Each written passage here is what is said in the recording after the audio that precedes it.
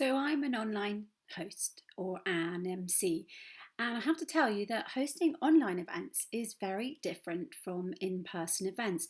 At a live event in one venue, everyone around you is there. You can talk to them as soon as you arrive at the venue, make connections and relationships before you go on stage. You can quickly make a bond with the audience, and these are all the kind of things I normally do to help myself before I get up on the stage.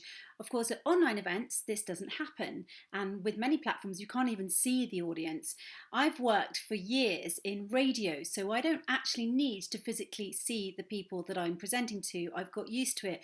But I do know that lots of speakers at these events don't like that concept.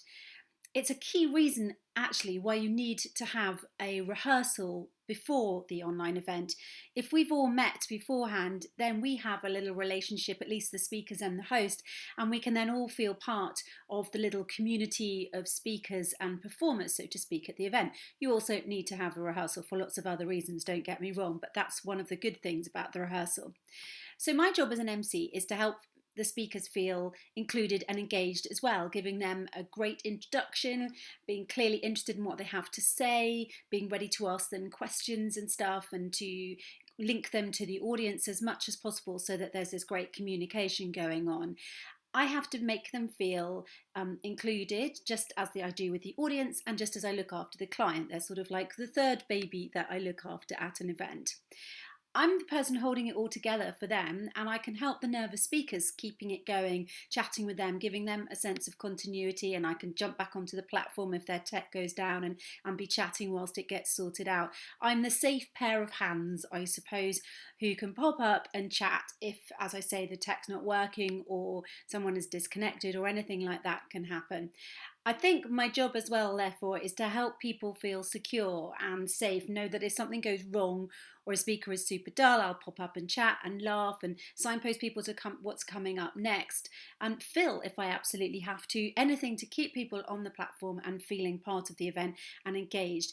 I don't want them to be witnessing a car crash. I want them to be witnessing an amazing event. And so I'm there to smooth things over if things go wrong. As you know, it's an awful lot easier to lose your audience when they're online than in person. For a start, if a speaker is pretty crappy at a live event, people might, go out, head to their cafe, get a coffee, but the chances are they are going to come back for the next speaker because they're actually there, they're actually at your venue, you've got them. But at online events, we've got so much else grabbing our attention, emails, family, whatever. It is so easy to get distracted away from your event. So everything that is going on stage needs to be as engaging as possible.